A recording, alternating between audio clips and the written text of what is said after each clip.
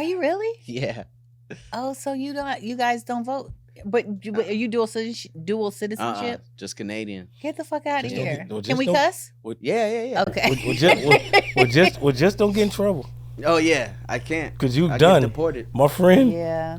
One of my friends, I brought him to the thing. He got deported. Yeah, he came. He's in England. One of the first years. With that, I came the first year. You came the second year. He came the third year. Oh, he came the third year. Where we that where we bought the resort at? At not the Round Hill. Where we have it at the. But Ibero Star. Oh, Ibero Star. That place is a dump now. I had two friends. Wait, really? What happened? Yeah. It just went down. Yeah. It just really Hey, listen, went down. I had two deported friends there. One that was deported to Jamaica. What? And he was there. I got them a room. And then I had another one that came from England that was deported. Yeah. Two of my friends deported cats was there. They came. They was there. So that place is bad luck. Well, it's not because they were deported and that's where we went. It was already deported, and and that was the only place I could see them at. Yeah, they knew we were going to be in Jamaica, so they came to. One of them lived in Jamaica at the time. Yeah. He actually was in Jamaica, and the other one was and the other one lived in London, and flew to Jamaica because he can't come back to the United States. That was my first time seeing him. That was my first time seeing him. Over 10 years. No, over 10 years, because he did 10 years in prison. You can't wait to talk, can you? And then I did 4 years in prison, and then that was 5 years. That was like in 15, in 15 years. And that was like one of my best friends. Like the whole time, it was funny because the whole time he was in prison, I took care of his family. He got out on Thursday. I went on Tuesday. Yep, literally. And welcome to the podcast, ladies and gentlemen. I'm King Batch. We have two very special important guests. Oh, man. I was wrapped up in that case, too. Almost went to jail for 5 years. You almost went to jail, too? For 5 years. We were literally going to cop a plea. Can we talk about it? People know about it. It ain't like it's a secret. Well, then come on. Let's talk about it. What happened? What went down? Well, I don't know if we want to talk all of that. Shit. It is Are we filming now? Yeah, we've been filming. Oh, wow. It's conversation. They already got your names. They already got your name Black right there, Leah there, Butler right there. They already got the names. They already know who we with. Holy crap. Okay. Well, is that what we starting off with? Or we want to we might as well. I mean, that's the good shit. Like, well, he was wrapped up in a. I'm gonna let you tell it. It's your story. It's not my story to tell. Well, I was arrested in a drug conspiracy. It was a pretty big drug conspiracy. Allegedly. And listen, we don't get to that part. Actually not alleged. I'm going to get to that part. I can't even, I can't. Yeah, it was some real shit. Yeah, it happened. Listen, the whole time I was in jail, all I was hoping is what the fuck else do they know? Right. I'm only arrested for this. Right.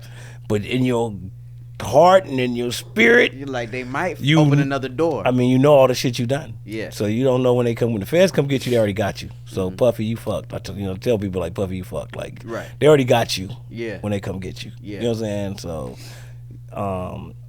so I was involved in a drug conspiracy. It was throughout the music business. I worked in the music business. I worked at Loud Records, all the VP at Loud Records. Man, it's really my first time ever talking about this shit, and everybody else be on all these other podcasts. Yeah, you always said, I ain't never gonna talk about this shit. I've never been the one, but I'm cool because he ain't a hood dude, it ain't Vice, it ain't. I'm Canadian. Yeah, he Canadian. What I'm gonna do? Like you getting a first, bro. Like of people that's been really getting me to talk about this shit, and I just never felt a need to, you know what I'm saying? I talk about it. And then everybody else I saw talking about it like clowns to me. So I just never wanted to be part of the circus. Right. You know, but yeah, I was, it was the Jimmy Henchman case. Ooh. Oh gosh, here we go. Damn. You familiar? A little bit. All right. Here we go. Yeah. So how'd you get involved with that? God, I get involved in that. Well, we were all in the music business for years. Basically, just keeping it real. Like I worked. I was on the Bigger and Deffer tour. I was on the Def Jam '87 tour back in the days, and I was with LL because Bobcat was my cousin, and he was LL's DJ. So like during the tour, like I just started learning and being around people. I wasn't getting paid or nothing. And I remember I was going to the office one day, and Leah was like, I was giving all the invoices, and then Leora was like, I don't see your invoice. I said, I don't get paid. I was just on the road just doing what I do. And so he started paying me. The tour was over. I met a guy named Big West Crockett, and he was working for Al Heyman. So Al Heyman was in charge of that tour. So I left from there and ended up going on the road with Al Heyman's production, and was on the road with people like Whitney Houston, Bobby Brown, Frankie Berry Mays, Budweiser Superfest, Bobby Brown tours, R. Kelly tours, just like, back to back. I just saw Bobby Brown 2 weeks ago. Yeah. Bobby go to my barbershop, BK nice. Barbershop, Tarzana, y'all. Stop by. Yeah. I literally just started meeting record execs and record people and people in the industry, and I met this guy named Peter Thomas. You know who Peter Thomas is, right? No. Real Husbands of Atlanta. Oh, Real okay. Housewives. Oh, yeah. Real Light-skinned dude? The dark-skinned dude, the beard, the gray beard, Cynthia Bailey's husband. Ex-husband. Oh, okay. Yeah. But anyway, I met him, and he was doing this thing called a How Can I Be Down conference in Miami. And he needed money. And I put money in that, and that led to me being involved. And Jimmy Henchman put money into that at that time, and that's how you got by putting money into it. No. That's a longer story. That's how it started. That's how they met. Oh, okay. That's I'm pretty much the story. Right. Now, mind you, I was on tour. So being on tour, I met people in every state, every city we went to. I met people. Later on, just to fast forward, because you wanted to talk about that situation, that ended up being my drug network. Oh, okay. So all the people I met in New York and Atlanta, Houston, Little Rock. Well, not Peter. Well, not Peter. Peter never sold drugs. Peter was always scary. He never sold drugs. But that's how he met that network. The whole network of people. And that's how I hooked up with Jimmy Henchman. Right. Okay. So. And then when they got you, what was that experience like? Because it came out of nowhere, right? To you. Not really come out of nowhere. Oh, it didn't? Like, we had been selling drugs for 20 years. Yeah. Non-stop. Just doing what we do. Do the music business in a big way. Yeah. And when it came, it literally came because when the killing starts, that's when they come to get you. You can get away with a lot of stuff. They'll let you go. If they really don't got no real evidence, nobody really getting in trouble, you getting a person here and there, they'll let you go. But the killings start. Senseless killing. And that happened in New York. Didn't happen on my side. Yeah. I wasn't involved in none of that. But it trickled down into the drug business. The guy that was killed in New York, it trickled down into the drug business, and that's how they found out about us selling drugs. And then did you get a heads up when they came to arrest you, or? No, little things just start happening. Like like you don't get a heads up. It's like I remember one thing that happened, like the bank. They reached out to our bank, and we just happened to know one of the girls at the bank who was a close friend, and she was like, "Hey, the feds are sniffing around y'all accounts. Dang. Come get all your money. Get your money out your account." Really? Yeah. And then were you able to take everything out, or nah? They won't. No, we left a little. We left a little. Just so she wouldn't be on blast. Right, you know what I'm saying? Like, good looking. We don't want you to be on blast. But yeah. And then I met somebody in Vegas, and I had a large amount of cash, and I got pulled over in the desert by the Highway Patrol, and they said the person was speeding. But you weren't speeding. They wasn't speeding. And they said, well, we want to search the car. I wouldn't let them search the car. I said, we'll get the dogs. So they looked the dogs. But I knew it was something funny, because it was the Highway Patrol pulled us over, and all the communication that they were having with whoever they were talking to was on a cell phone. Oh, it wasn't no walkie business. It wasn't no walkie business. So I'm like, whoever is not on their network. Because what a lot of people don't know is the feds can't pull you over in their jurisdiction. It got to be the local police that assist them in what they do. So they took the money. They didn't count the money. They just said, okay, we're taking this money. They found some money. They found like $100,000. They took the money. They found $100,000. Yeah, 100-something thousand. Damn. Yeah. Those coming from Vegas. But little things started happening outside of that. Like you could just, in my spirit, I just knew something was wrong. Yeah, too. I was telling you too. I was like, dude, something just don't feel right. I just, in my spirit, I could just feel it. Was this before the call from the bank or after? This was like before, like it was like really within like a few weeks. Yeah, he felt it. I felt it. You felt it too? Yeah, just like within a few weeks, things were just happening that before things started happening, something wasn't sitting right in my spirit. I was having bad dreams about him. Like, I was like, dude, I keep having this dream that somebody is coming in this house and like you're like running out the bedroom door. Like I just was having these like weird dreams, and then other things started happening like that. The bank, just little things started happening, and then I remember the morning it happened. I remember the boys, because they was young at that time, like well, not young, but high school. They came in. They was like, these people were. I went to walk the dog, and they was like looking at us weird. We lived in the neighbors, so they thought all they white thought people. It was the neighbors? Yeah, because we don't know the neighbors. Yeah, we didn't really know them, and we're the only black people living in the community in Thousand Oaks, and they were like, somebody is and they were looking at us funny this morning. Looking at us funny while we were walking the dogs. And so we didn't pay any mind to it. Right. And I remember when I left out the gated community, there's like there's a you know how they have the red parking like the lines where you can't park in it, and there was this white truck, just like random in the parking. And I'm like, why is that car there? Like I remember thinking like 2020 is like hindsight is 2020. You know what I mean? Like you see everything clearly after it plays out. And I'm like, why is that car just randomly parked in the red? Yeah. Like they clearly don't live around here, because if they did, that car wouldn't be here. Went to work, you know, at the time I was working on a small production, and I went to work for, you know, in Hollywood. No, not in Hollywood. I was working for Bentley Evans at the time.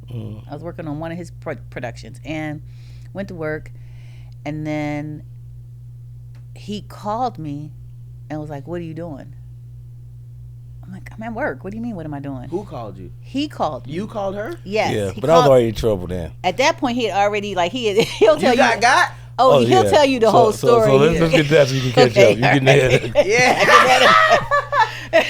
So that day, I just happened to be the last person to leave the house. Right. Just that day. Yeah. It was a Monday, too. It was Tuesday.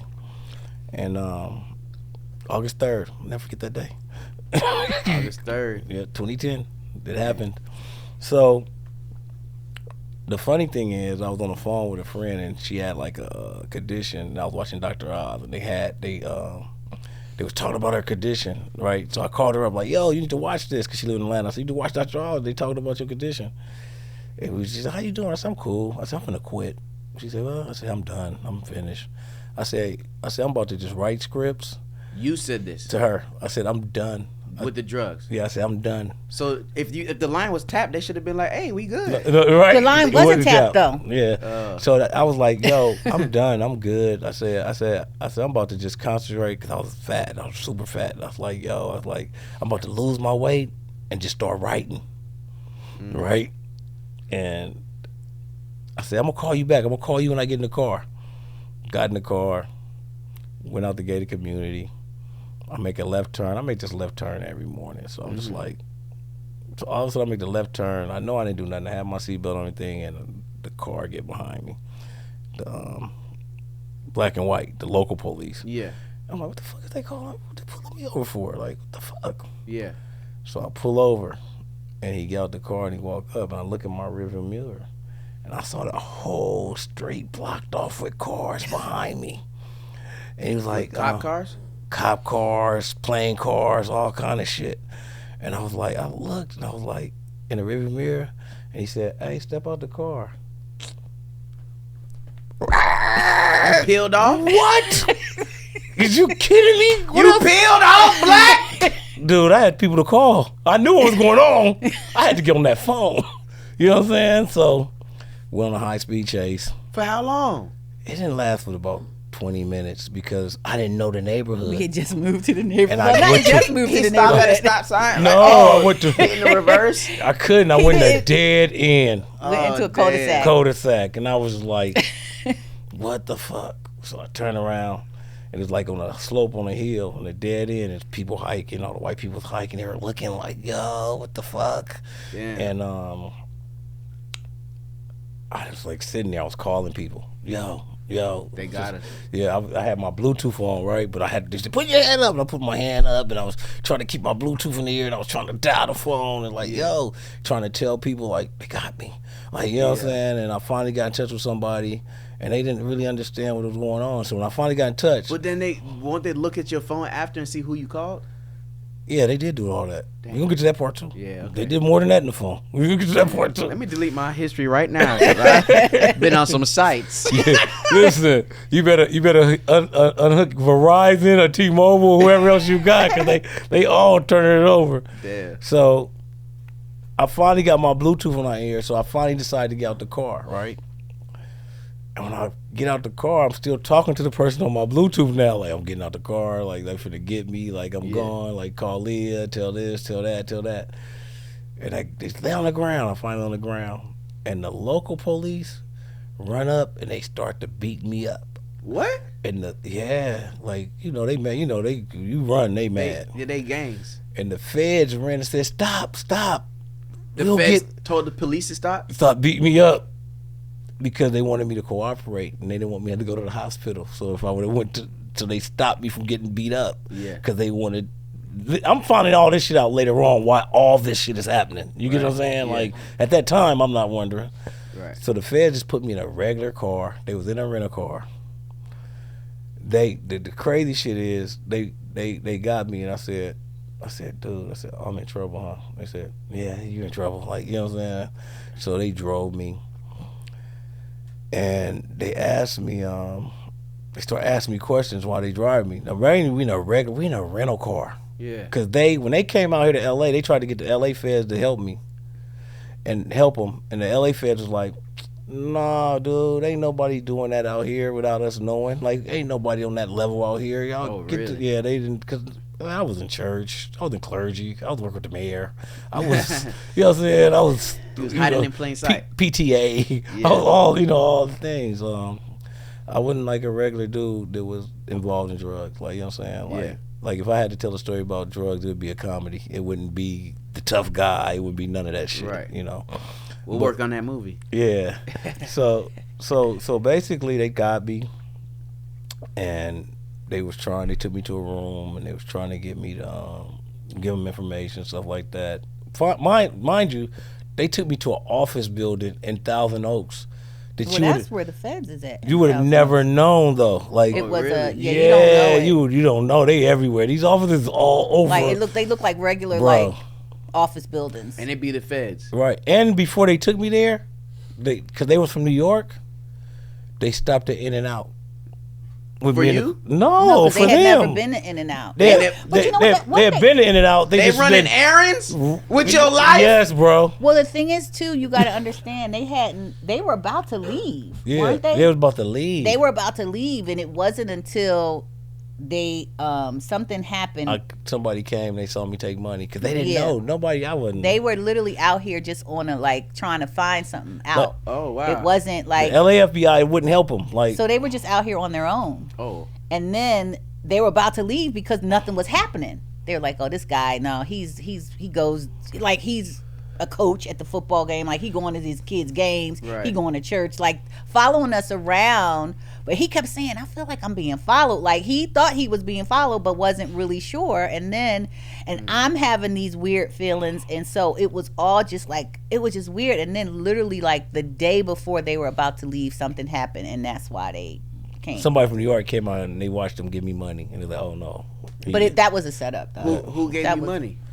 We can't. I ain't gonna talk about all that. I mean, not like listen, I'm not finna do the Whack 100 and Big U and all this shit. I ain't and doing all start the naming names, niggas. but I ain't, they know. Everybody kind of knows. So it was a setup. Someone close to you, they got in touch with the feds to give you money to hand off.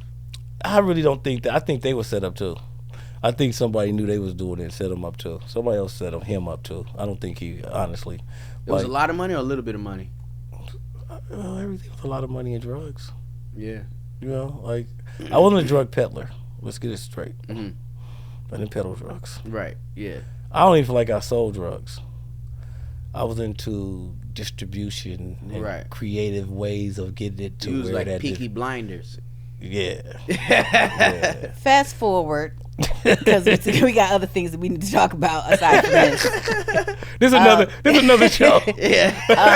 Fast forward, they, it ended up being a really big case, and they involved me in the case because they knew that, like, he had a family. He, you know what I mean? He had more to lose, I think, than everybody else. And when they involved me in the case is when, because when he finally got to where he was going, and he was calling me, just randomly asking me, what you doing? I'm like, dude, I'm at work. Why are you calling me? Right.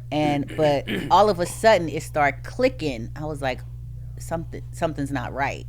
Yeah. And then I probably shouldn't say her name, but my friend called me and she was like, she said they got Black. And I was like, what? She was like, they got him. So I immediately called our lawyer. I was like, yo, I think Black is either being detained or something. He said he is being detained, but I'll call you back. Now I should have just listened. I should have just waited. But, because I'm ride or die. Yeah. I go home. I immediately leave. I'm like, okay, well, I know he had a gun charge for the dumbest thing. He was going to the court, San Fernando courthouse, to handle a ticket, right? Yeah. This was months ago. Before this, handle a ticket, and he used to carry around his little man purse. Like an Atlanta thug. Yeah, and he had this gun. He used to carry like a gun because he had cash or whatever. He would and he's a street nigga, so he's carrying his pistol with him. I'm a good little Christian boy. He takes the man purse, the man bag, into the courthouse. You forgot? And had the pistol with him. You know the funniest shit is, because God always trying to show me, like, I normally would tell you too. Yo, did you take your gun out? Whenever he was going anywhere, I was like, did you take your gun out the bag? Did you take the gun out the bag? And this morning, I didn't ask him, did you take the gun out the bag? He went to court to literally fix a ticket that wasn't his ticket. It was a fix-it ticket. You know how they take the pictures? It was one of my friend's ticket. And he was my friend. It wasn't even my ticket. He went in there to go fix that. Like, hey, this not me. And had the gun in the bag. And 6 hours go by and he ain't calling me. I'm like, where the hell? You just went to go fix a ticket. He was like, yo, I'm arrested. I was like, what did you do? And he said, I left the gun in the bag. I was like, what? The funny shit is this. When I was going in, this lady said, oh, that's a nice bag.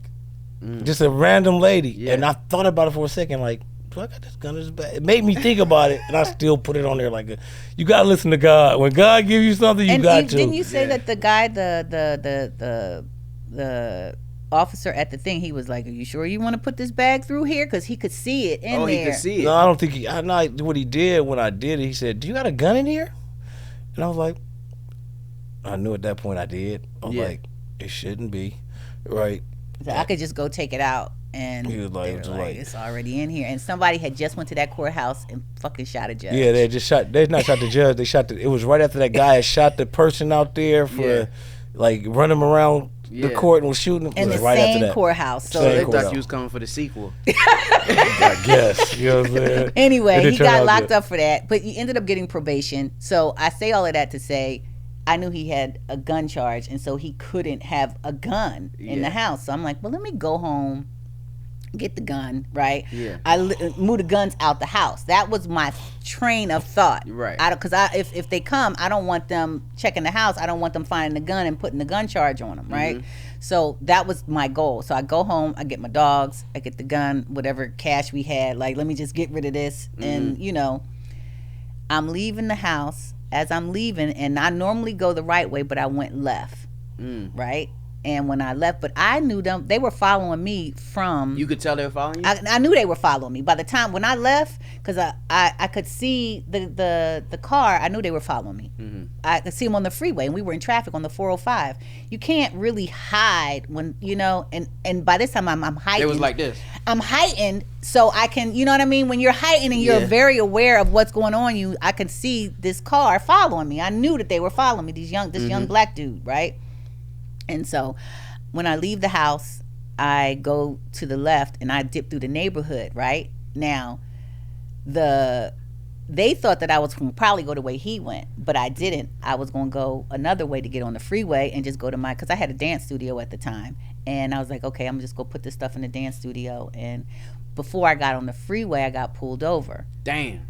And that's when the guy was like, he was like, ma'am, I'm pulling you over. I forget what he said he was pulling me over for. And then he said, do you have any weapons in the car? I said no. And he was like, can we search the car? I said no. Oh, yeah, because that Jay-Z song. Yeah, I know. I said no. And then he said, somebody wants to talk to you.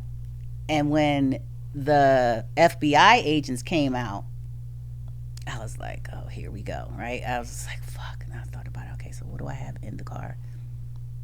They were like, okay. Did you have to think about it, or you just took it Well, out the house? I mean, but I was just like, I didn't know if they were going to like search my purse or what, you know what I mean? I didn't know what they were going to do. And I just picked things up and just put it in the bag and just, so you had plenty of guns in there. Yes. I had a couple of guns in the bag and some money and my dog. And I told them I was just going to drop my dog off to the groomer because he just happened to be, Were you nervous or were you cool? No, I was chill. Oh, I was chill because I already knew at this point it is what it is. But right. I do know that they did not have a search warrant for my house because they asked permission to go in my house. And that's why they never got us in the house. They had to wait till we leave. They didn't have a search warrant. Right. They had a warrant for me. Right. Not to search our property, not to search anything. Anyway, long story longer. I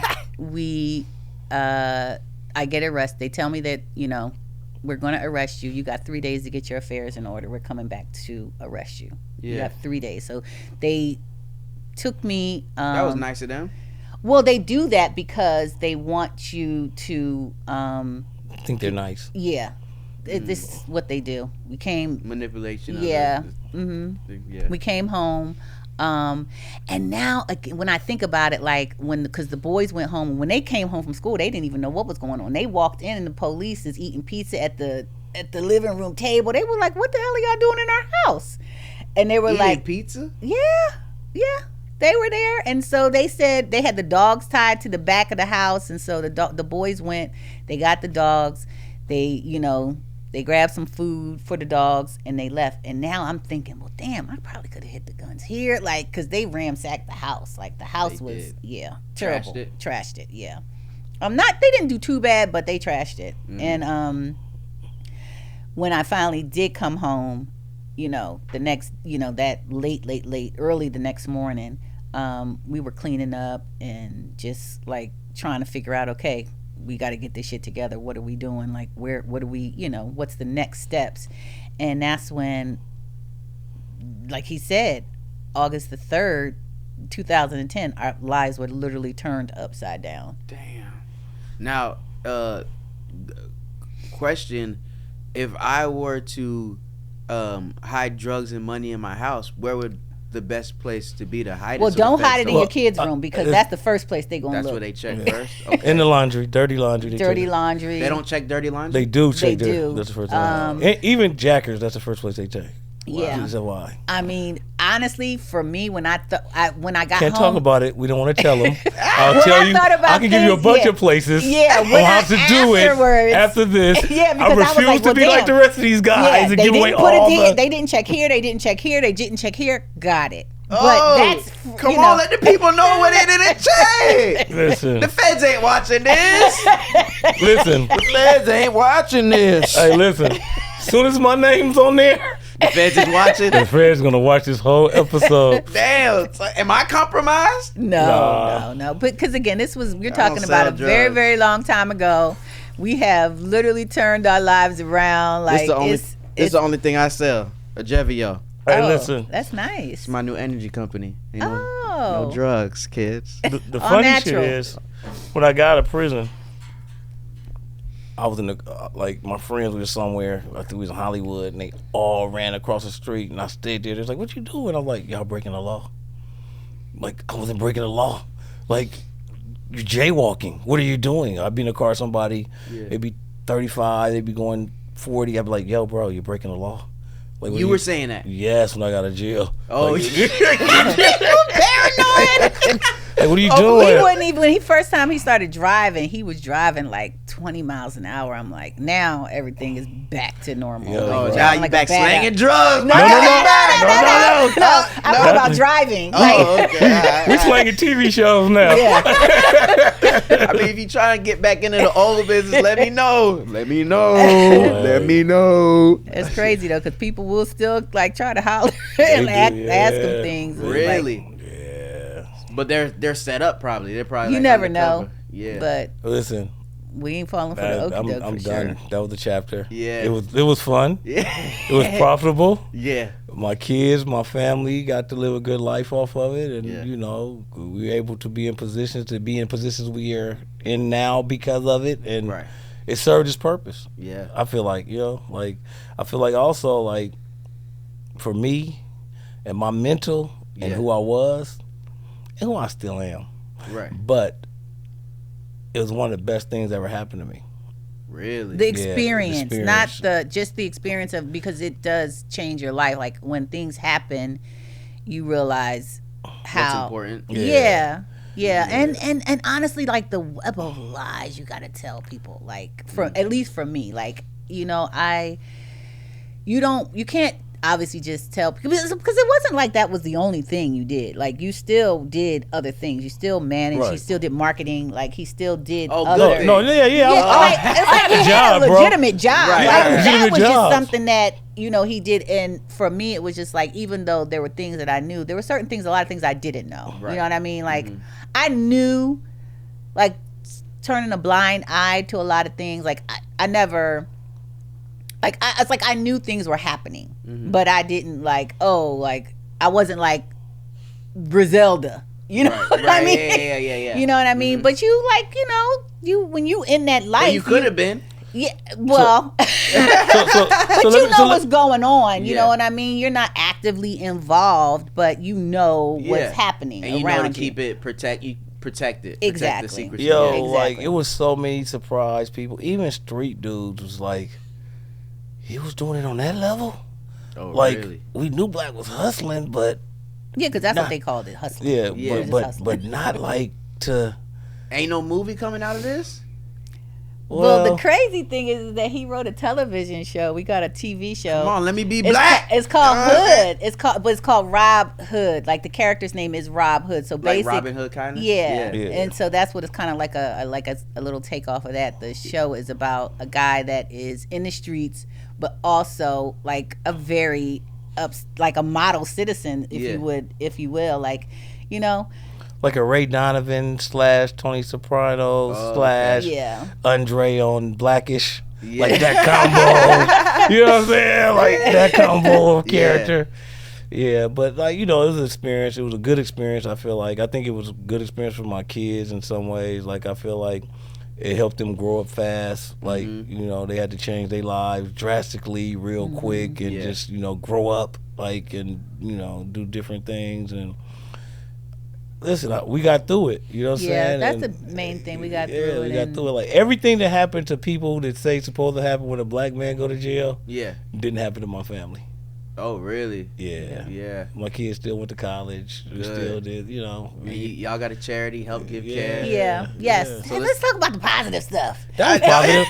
That was positive. That was positive. Right. You guys we helped a lot of people. Listen, let me tell you something about my money. We did do. My money put a lot of kids in college. Yeah. It paid for a lot of funerals. It kept a lot of people's lights turned on. I did a lot of good stuff. I was working with community-based things then. I was working with Sheriff Baca, which that might not be good to say because he didn't want to go into jail too. But he didn't know that what was happening. He didn't know what was happening. But it's not like no, he went to jail for his own.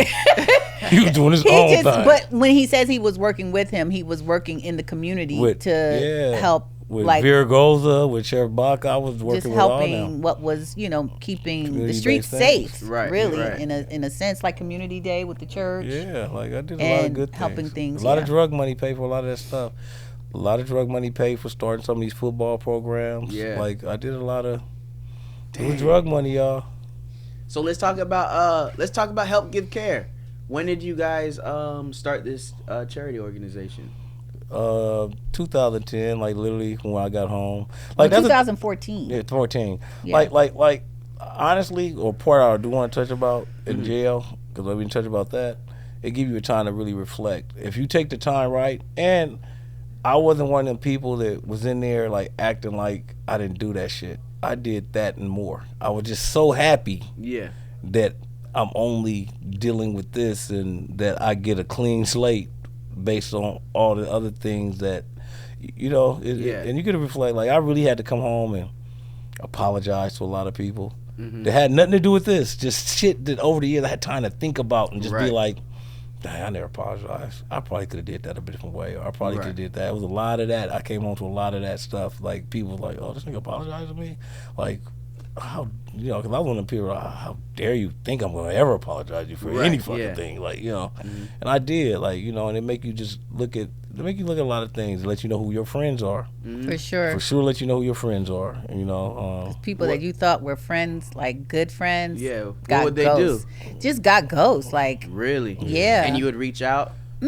Some people we reached out, and then people that I had, like, didn't think would ever reach out, came out of nowhere and was like, hey, that's the other part. Here, really? I got you. That's a blessing. Yeah. But people that I would never think that were like were supportive. Like, that's why I always, like, I love Bentley Evans, because when a lot of people were looking down, because it was in the headlines, it was like, because at that time my brother had just did Precious, and he was like on the height of his career, and it was like Precious guns and drugs. What? It was a huge case. It was a huge case in New York. You Google me. Well, don't, because we spent a lot of time getting those Googles on the page 6. Really? So don't Google, because that's just gonna raise it up. But I say that to say, it was a huge thing, and they were involving other people that I worked with. Excuse me, and I didn't want that. I didn't want what was happening to reflect negatively on what was happening in his career, because his career was like really on the rise, and so it was just like I had to fall back from certain things, because again, I don't want to shine a negative light on that because of something that happened that, and he's my husband. I'm not leaving. So we doing this together. Yeah. And, but Bentley Evans was one of the people that was just like, I don't care about this shit. Like, you do a job and you're good at your job. And so we're going to continue to hire you. But there were other people that didn't want to hire me in casting. BT. Well, I was never really on their approved list anyway, which is another story. We'll talk about that if we get to it. But there were certain companies, even though I had come from a huge company as a casting director, Warner Brothers, I wasn't getting hired by certain people because they didn't want the association. Yeah. Because my name was in the papers, my husband's name was in the papers, and it was just like an ongoing case. And then when, the cooperation thing came out, then that was another, thing that was happening. So it was just like a period where people didn't want to rock with me. Right. And so, which was fine, you know what I mean? Because I was just like, it teaches you who your friends are. It teaches you the people that, you can trust, and the people that really care about you. And that's why I said, again, like, I'll always have respect and love for Bentley Evans, and whenever he calls me to do anything, I don't care if it's a commercial, whatever he got going on, if he needs me, I'm there for him. And then what got you back into your career? How'd you get back into it? Well, my brother, actually, he helped when he was working on another project. So between him and Bentley, that was really the only work. And Ty Hodges hired me too. There were a certain level of, or certain producers who didn't care. That was just like, it's something that's happening, it's like whatever. But there were other people that didn't want to be associated. So the ones that did, those the ones that kind of kept me afloat. And I ain't gonna tell you no lie, I lived off my purses. Oh, really? You were selling them? Hell yeah, I sold everything. I sold all of that shit. It was just like, but at the end of the day, thank God we had it, because he used to talk shit about me buying it. Like, but them purses. So you was like, told you so. Yep. One purse, I mean, that's how I say she figured it out one time. When we went to buy one of the purses, it was like, I understood it. You know what I'm saying? I just never in the beginning, I didn't, because she just come on with these purses, 15,000. 15,000. I was like, what? And I'm good at spending money. Yeah. but you those, did. Again, those purses, that material stuff that, and now I'm just like in a thing, it's just material stuff. It's just stuff. Like, yes, we like nice things, but it doesn't revolve around, our lives don't revolve around nice things. But that stuff helped me survive, because there was a lot of people who wasn't hiring me. And so I had to live, I had to pay, just take care of him with money on the books, and take care of the kids, and pay my, the rent and the car notes and all the things that people don't know happen, when they think, oh, you had all this money. Well, the police took money. People not hiring you. So many things. And everybody in the streets run off with your money. And then the people lawyers run too, yeah, right? that's the lawyers take your money. So it was, it was a lot, but it showed me, just basically who you can count on and who you can't count on. And it was even the same thing with coming home. And I hate to say it, it'd be our people. Like, honestly, like, even when I came home, it was the white people that helped me. They didn't? They did. Oh, they did? Yeah, it wasn't our people. Our people were shying away. And why do you think that is? Because people, I think... You got people that wasn't even in the streets saying stuff like, oh, you was a snitch. You weren't even in the streets. Like, when I first got home, I beat the first person up. The first person that ever said I was a snitch, I whooped their ass. Yeah. Just because, on GP. You know what I'm saying? And then nobody was really said it anymore after that, but... because they knew I had a chip on my shoulder, but it wasn't like. But it's people that wasn't. The problem was, it was people that wasn't even in the streets. That, they're so quick to put a certain jacket on. What's the psychology behind that? Why you think they would do that? Like, if they're not even in that world. Because we live in a world where everybody feels like they can just say and do anything, whatever they want, yeah. And they feel like they got to follow the culture. Like, if I want the culture to be cool with me. If the culture don't accept them, I can't accept them. You know what I'm saying? But now all the same people that was calling me snitch be the same people at my door at anything I want, like trying to. It's crazy, bro. It is. This is like cause that's what he's like. It doesn't make sense. Like the same people. But then you got paperwork too. A lot of people was doing a lot of things. Yeah. That they well, that was just for the streets. But if I had to show you my paperwork. I wanted to fight you too, because now you made me show you my paperwork. So, to prove yourself. Yeah, so now I need that fade. If you that serious about it, I need that fade for if that's what you want to see. Yeah. So you ain't just gonna see it; it's gonna be like over with. You're gonna see it, and then we're gonna get down. Right. Yeah, because the whole time he was in prison, he I was never in. He was never like in like protective custody. Oh, you was good in there. No, they wanted us to go into protective custody, but he was like, no, I'm not doing that. That's not what we're doing. This is what I'm doing, and this is why I'm doing it. And he protected a lot of people. A lot of people. Some of your favorites were protected. Really? Yeah. Yes. Let me tell you what my first question was when they arrested me. Yeah. Give us something on Diddy or Obama, and we'll let you go right now. They said what? Give me something on Diddy or Obama. And we'll let you go right now. Really? Really. Damn. And you just gave him Obama. Damn.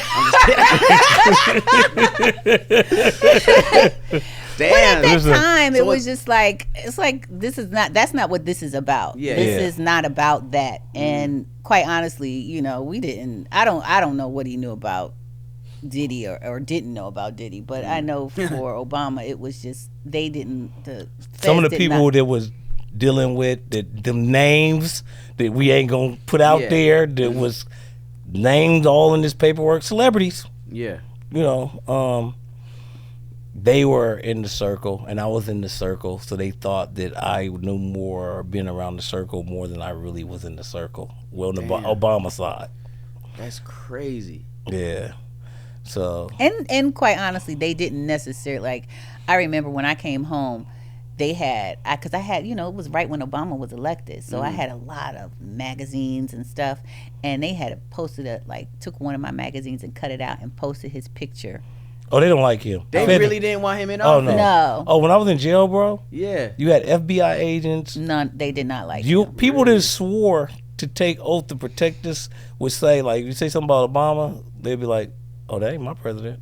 Really? Like U.S. Marshals and FBI agents. Yeah, and they did not like, that's that not my president. presidency. What do you think that is? Because he's black? Yes. Yeah. What else? For no other reason. They didn't have anything on him, but because he was associated with people. It's just like anything. When you're associated with people that have like a checkered past or have something going on, then people want to just assume that you are also involved. And then sometimes you just know somebody that might have done some scandalous shit in the past. That don't mean you did scandalous shit. You just know that person, or you might be affiliated with them through somebody else, by way of someone else. It doesn't mean that it was you only are because that. he's black. Honestly, they couldn't accept having a black president.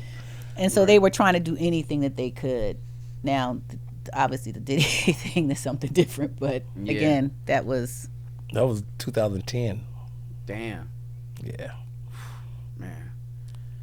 And then so you bounced out of that. You got your career back. And when did you start the production company?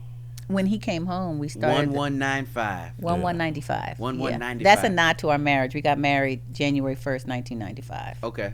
And so when he came home, he started the production company. And what was the goal behind the production company? At that time, I think just to make content that sort of, you know. Yeah. When I was in there, I did a lot of writing. Yeah. Mm-hmm. And I had stories, had ideas, had, like, dude, I was in there, like, really having class. I was like, really. You was doing it, yeah. Yeah, I was teaching. Like, I was literally taught a lot of people. There's a lot of success stories on the street right now for me being in jail. Like, you hear it all the time. Like, we go places, they'll say your husband, or they'll see my kids and me. People like, your dad was, like, you know. Again, it was a good. It wasn't a good experience, and like, oh yeah, I like being in jail, but it was a good experience. Like one of my best friends is a 70-something-year-old white man that got 880 acres in Utah that I met in there. He was in there for his schwanz fraud. You'd be surprised at people that we meet. Yeah, really? bro. Yeah. Like he one of my best friends. Yeah. To this day. Mr. Robeson, he wrote a book too. Yeah. Damn. Mm-hmm. Yeah, he wrote a book. That was so funny. I remember the one time. From Pride to Prison. We came home and we were at some restaurant. We were at some hotel, and he came to visit him and his wife Dorothy. His wife Dorothy used to come and visit him. I would see her on the visits when he was in Terminal Island. She would drive down from Phoenix every weekend, and I would see her on these visits. And they thought Mr. Robeson was a chomo. Right. All the black people like he a child molester. But just again back to mentalities. Yeah. I had to tell him one day. I said, you know you niggas are stupid as fuck, right? They're like, well, he's a child molester. He's not a child molester. Why would they just automatically think that? Because they always think any old white man in jail is like child molesters, bro. Like, and they like, yo, he's a child molester. I'm like, he's not a child molester, bro. And they like, how you know? I said, because his grandkids couldn't come visit him and sit in his lap, nigga, if he was a child molester. Right. Nor could he be on the internet. The child molesters can't use the internet because we get emails. Yeah, you get access to emails. So I said, that's how stupid people are. They just want to put something without even having facts or nothing. I'm like, yo, bro, he's not a child molester, bro. Like, right. And the way I met him, he waltzed his way. So you know everything's segregated in prison, right? Yeah. Black TV room, white. This dude just come in the TV room. Wait, everything's segregated to this day? Oh yeah. Yes, very. For sure. Damn. Oh no, for sure. To keep it safe. Yeah. I think it's not. I don't know. Is it to keep it safe? It is. Keep it safe, or is it just because that's how people just? It's the rules and to keep it safe. So he comes in the black TV room. Yeah, and y'all like, and he's standing in the middle of the floor, and everybody in the TV room is just looking at each other like, is this motherfucker crazy? Like, or what? And just like, and I'm laughing too. I'm sitting in the back. I just sit in the back, and he's in the middle, and this old dude, like his age, he'll beat him up because they're the same age. You know what I'm saying? Like, you gotta fight fair. Yeah, so he was like 69 then. And he was like, somebody said, people just laughing, just waiting for somebody to do something or say something to him. And somebody said, ain't nobody gonna get him? And I was laughing too. I was like, I just got up. I said, come here, man. Put my arm around and walked out the room with him, and walked him down to the white people and said, man, get your guy, bro, before he start a riot. Wait, did he just not know the rules? Was it? He didn't know the rules. He's 60. He's an insurance guy. Like he don't know, and he like black people. And was it his first? He's fresh in. He said he just seen what he was fresh in. He said, I just seen what you guys was watching on TV, and I like those shows, so I gave it in with y'all. Dang, he almost got his ass whooped. What? And for me doing that, and him telling his family, it turned into he's been my friend. Oh, that's great. Like, yeah, like they're friend. They really, visit really us. cool. My we mom. go visit them. My mom. They real everything. cool people. Like, my kids, everybody been around them. My sister live in Arizona, and they be out there. They go to her house for Christmas this year. I didn't even go for Christmas. People that you literally just wouldn't. Like, people just wouldn't understand. Like, that so what's the friendship between these two? Right. Like, yeah. Yeah. Oh, that's cool. So, now let's talk about the industry, like the difficult times in the industry. You mentioned something about BET. Well, okay, it's so weird because for me in casting, right? Even though you think, oh, you worked on all these different projects, and by the way, before you get it, what's your favorite project you worked on? My favorite project that I worked on, I have quite a few, but I think the one that means the most to me is probably CB4. Okay. Only because that was the first time I saw my name in credits in the movie theater. Yeah. I think that's the one that's the most sentimental to me. Mm-hmm. But I learned something from all the projects that I work on. You know what I mean? I really enjoyed, I think the experience was very, very challenging, but I think the one that I actually enjoyed the outcome of it the most was Manhunt for Apple TV. I like because it was a show where I cast non-traditional, you know what I mean? A lot of white actors that, and as a black casting director, you don't generally get those opportunities to cast shows where they're not primarily a black cast. So to be able to cast a show that was so historic about obviously the manhunt that ensued after President Lincoln was assassinated, and casting all these true to life people, and really having to do my research, it was very, very challenging, but it was probably one of the most rewarding projects that I did, in terms of, you know what I mean, like if you're asking me like what's the one that you right, what means something to you. Yeah. But I think all of them do. Like the Butler was another one, because again, you have to do your research about what was happening during that time and trying to match up the right people with the right, roles, and not really trying to find someone that looked like someone else, but kind of just carried the essence of who these people were.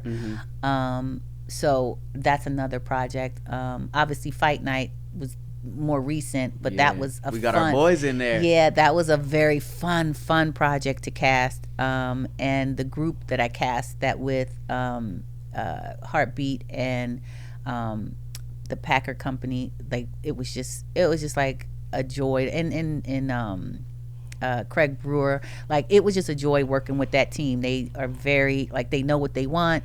It wasn't no egos, like it was just a smooth process. That's great. Yeah. And being able to introduce them to people that they didn't know, and even the networks, like, a lot of those people you would think that the networks know, but the network, not the stars obviously, but some of the actors that we know.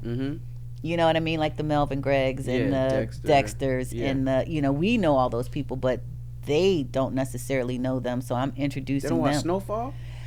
You'd be surprised that you really be surprised. Really? The lack of knowledge with some of these network executives, and the talent that they know and are not familiar with. They recycle a lot of stuff. Yeah, they do. Yeah. And that's why I like doing what I do, because it's just like, no, I'm going to introduce you to some new people. Now, whether or not you hire them is going to be a different story, but you're going to learn these faces. Yeah. You're going to know that there's other people out there than the same 5 people that you want to recycle every time. That's it good. comes time to do that. Come on now, shout out. Yeah, for sure, for sure. You know, Leah, she literally didn't change people's lives in this short time. Like, cause there haven't really been a long time where she's been in a position to do that. But since she's been in that position, she's really literally changed people's lives. And for me, my biggest out of the whole thing with her is we go to restaurants and, you know, all the waiters and waitresses and people in the kitchen are actors.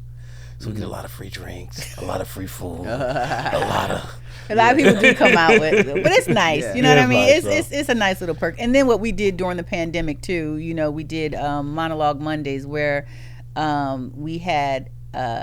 we started this thing where we would have actors come on live and do a monologue. And so many actors got work from those monologues, got agents, and it just helped form a sense of community when we didn't know when we were going back to work. So actors really, really appreciate that. Until this day, people are like, you don't even know what you did for us during the pandemic, and because we didn't know what we were going to do, you know. And it was just really, really enlightening, and I looked forward to those Monologue Mondays. But circling back to the networks and how some networks don't really, you know, rock with you, it wasn't that they didn't rock with me. It was just like, networks have a I guess a criteria, right, that you have to meet. And so certain networks are like, you have to be on their approved list of casting directors in order to, right? You would think that if you could do the job and you've got a meeting, that you should just be able to do that. But a lot of times it's not that. You still have to be on their approved list of casting directors. So a lot of them, even though I came from a studio, I wasn't on approved list. BT, you weren't on an approved list? You would think I would have been, right? Yeah. But it wasn't until somebody had to bang for me and was like, no, this is who I want to cast this. To cast this show. I want her to cast my show. Then all of a sudden it was just like, okay, I can, once they see that I can, you know, they see how I operate, it was like, oh, you know what, she can do this. Like, but same with Fox. Fox wasn't rocking with me. They weren't hiring me for anything. It wasn't until my brother was like, no, she's gonna do Empire and she's my go-to casting director. So anything that I'm doing, she's doing. Right. But they were ready to put him with somebody else. Really? Yeah. And so he fought for me. And so after that, when you're on that network, then everybody's, oh, that show did so well. Now, this is before Fox and ABC were kind of under the same umbrella. Then it was like ABC said, hey, let's take a meeting with her. Now CBS, now NBC, like, you know what I mean? Netflix, like everything started kind of falling into place. But yeah, people don't realize it's not just your ability to be able to do things. You also have to be on an approved list. You also have to have relationships with producers and directors and creatives to have those relationships, because even if you are on an approved list, they can only do so much too. So now it's like, oh, okay, I have to have this relationship with this producer in order to get this job. Now let's talk about the relationship between the casting director and the director. What goes into it with the final selection? Are they trusting you 100%, or do they have to weigh in as well? Oh, 100. We listen, and this is the one thing I want to tell actors. We are just casting people are just the conduit. You know what I mean? We literally are the ones to bring the talent to the producers and to the directors or the studio, the network, whatever project we're working on.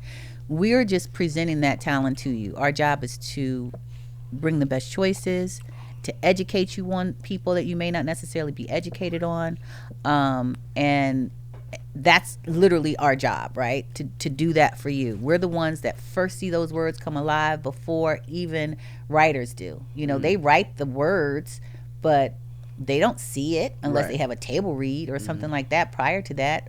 Once I'm the first person that actually sees their words come to life.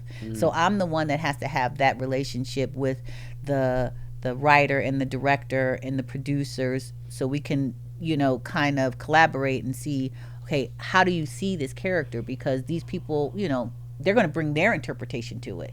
How do you see it? Shit, you asked me a question and I went all off the rail. I don't know what the fuck I was talking about. No, you answered it. I was asking about the relationship and who's making that final. But ultimately, the final decision is going to come from either the producers and the director. They all have to agree. That's why it's important to be with a good team, because if you got a bunch of you got a team that this person thinks that they want and that person thinks want what they want, and the writer has his opinion and everybody has an opinion. They have to come together to ultimately decide on who is going to be the right person. Right. Me, I'm just going to bring you the choices. Right. And then since we got to wrap up soon, let's get 3 do's and 3 don'ts for an actor to take while doing a self-tape. 3 do's and 3 don'ts. Okay. Do have good lighting. Do have good sound. And do if you can have a reader. As opposed to what? Some people don't have readers. Some people have they'll have someone play it back for, like, they'll record their voice and then and play their voice back to them. And what's wrong with that? Nothing. Yeah. But I'm just saying, if you could have a reader, because it's harder to react off of your own, like, recorded voice than it is if you have someone that you can play off of. Right. So that would be the 3 things I say do. Don't. It's hard because when self-tapes, it's already a situation now where people are, trying to, they don't really want to be self-tapes. They want to be in, like, the room or on a Zoom or anything like that. So it's really hard because not everybody has the means to, have tapes that are going to look professional. I don't care if the tape looks professional or not, to be honest with you, as long as I can see you and I can hear you and you're doing a good job acting, then that's what I'm going to respond to. I don't care. I try not to have, like, a busy background. You know what I mean? Don't have too much going on aesthetically in the background where the focus is going to come off of you as an actor. Make sure, you have a nice tight shot. But it's tough with the self tapes, because you already are in a disadvantage, because you know how you take selfies. You take 100 good selfies, and only the one good one is the one you're gonna post. They could send me, how many takes have they sent me? You know what I mean? How many takes have they done before they send me that one take? So I try not to be too hard on self tapes. Yeah, cool. And then as a businessman, give us 3 do's and 3 don'ts to start from the bottom and get to the top. With the do's or the don'ts? Let's start with the. What do you want to start with? Start with the negative first. Start with the no's. Start with the don'ts. Don't think you can do it by yourself. Okay. Let's elaborate on that. What do you mean by that? Well, you got people that just think that, I'm gonna be a director and I can just do it by myself. Like, I don't really need a production team. I'm gonna be the producer, the director, and I'm gonna act in it. You know what I'm saying? Like, you're gonna need somebody, so who's gonna be directing when you're acting, and so you can't do. And I'm not saying with any business, and I'm not just saying with acting, but just with any business, you need people. You got your team. You gotta have a strong team. Like you have here. You look, You look at Kevin Hart. He got a strong team. Look at you could tell the people. LeBron has a strong team. Kevin Garnett had a strong team. It don't got to be in a certain business, but if you notice the people that and be nice to your team. That's number 2. Have integrity. Make sure that everybody eating around you. Like you ain't the only one eating. As a businessman, you can't do good business if you're the only person eating. So I gave you 2, 3. We don't do the don'ts. I think I kind of competent. I think I'm mixing them up. No, you good? Kind of mixing them up. One more don't. Yeah. Don't be stingy. You can't outgive God. You know that. So you got to be a giver to plant seeds so they can grow. And what about some do's? Do's. Do everything I told you not to do. I mean, basically, like, dudes is like, bro, like, be real with yourself about your skill level and whatever you're trying to do. Have integrity, too. Listen. Yeah, listen. And, integrity. Like, you know what I'm saying? Like, be honorable to the people around you, and don't be scared because you're the leader to serve. You know, as a leader, you got to serve, and that's what people don't think. They think that being a leader is being served. No, being a leader, you have to serve. You know, and I think that's a big thing where people don't get. They think that everybody's supposed to serve you, and you're not. You're putting God was the leader. You know what I'm saying? And He served, so you got to serve. Awesome. Now, last question. Want to ask is what's next? Like what's next for y'all?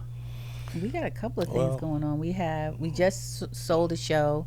Well, we didn't just sell it. We sold it and we filmed it with Tiffany Haddish, The Real Girls Trip. It's a non-scripted show that's going to come on Peacock. Oh, nice. It's Tiffany and her real friends. Tiffany and her real friends, and they're on a trip to Africa. And he went to Africa, so. Oh yeah, he didn't want to come back. Yeah, he didn't want to come back from Africa. He really enjoyed it. So white people talking about calling her saying, "Could you nudge your husband to come home?" I was like, "Will you tell them white people I'm at home?" Like, what are you? So that's coming out. Hopefully, it'll be coming out in the first quarter of next year. So we have that. We have another show that we're in development with Mike Epps, another non-scripted show. We have. I told you about Hood, but then we have a show that we're really far down the line with, Rage of Dragons, that we have a deal with. Fifth season, and formerly Endeavor, and also Lane Point of View, Lane Eskridge, her company. We're partnered with them, and we're in development with that, and it's based off of a novel called The Rage of Dragons. It's an intellectual property that we obtained prior to the pandemic. And now we're in the stages of pitching. So we have a writer, and we're excited about that because. And the book is a fantasy. It's a fantasy. A black fantasy novel. They call it the Black Game of Thrones. Oh wow! It's all black people, so a lot of black people gonna get to work. Yeah, you know, it's like a Game of Thrones meet Gladiator, but black. Okay. So it's so the books are so dope, right? Yeah. And the guy it's a time Brian. It's a Time bestseller. Yeah, New York Times bestseller. And also Barnes and Noble bestseller. And the author is Evan Winters. He's a black author out of Canada. Canada. Yeah. Yeah, out of Canada. Yeah. So we have those. Those are, like, I would say the game show. We have a game show in development. So we have some things. 195 is slowly but surely making its mark. We have a movie on Tubi, Survival. So go check that out.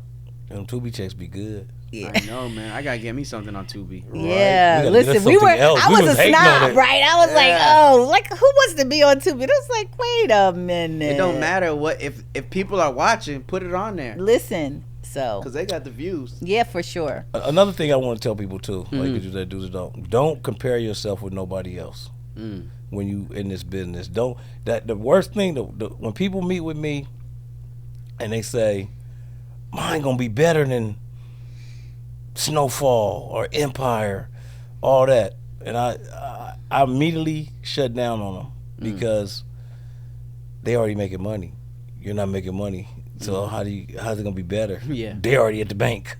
So you understand what I'm saying? So it's hard. I hate when people say that. Now, if some people are better than sports, that's one thing. But when you talking about art and creativity and things like that, don't never think your shit gonna be better than somebody else's, because at the end of the day, we don't. This culture is crazy. Like it take one thing. It's a riot one day, and this is the culture. The next day, Jesus come back, and everybody in that culture, and you know it fluctuates at any time. So you don't know what's really. You really don't know, like, because it'd be stuff that I watched that I thought I'd never watch, and I think it's good, and then it'd be a lot of stuff that you'd be like, how did this shit ever get on TV? But I don't never think it's better. Like I don't never think nothing is better than nothing. Like you can't compare it. Like even in the style a person dress, or like that style is fly in that world and what they're doing. So I don't like for people to compare themselves or to say they better than anything or nothing, or their project is, or you know, right. It's like cooks. I go to a lot of good restaurants, and at that point when I'm eating, that's the best shit I ever had. Right. You get what I'm saying? Exactly. All right, where can the people find you? Social media? At LDB Casting across all platforms. Okay, cool. And then where you at? Do not. So listen. I'm known on Instagram as the last great American Negro. Okay. But I'm switching out after the election. Okay. So, 1195. 1195. Wow. Yes. That's At I need to explain 1195. this. I need to explain this whole last because I'm going to get on this. So I can't disclose, but some big celebrity want to acquire my name, the last great American Negro. And he gonna pay you for it. They're gonna pay for it, like because they want to be that person. And I'm gonna be switching back to just Henry Butler. Henry Black Butler. It's already up. I'm gonna be getting rid of the last great American Negro, but follow that last great American Negro. Don't go away from it, y'all, because it's a lot of good things coming up with that. Okay. All right. Cool. Well, thank you guys for watching. We'll see you next time. Thank you for having us. Thank you.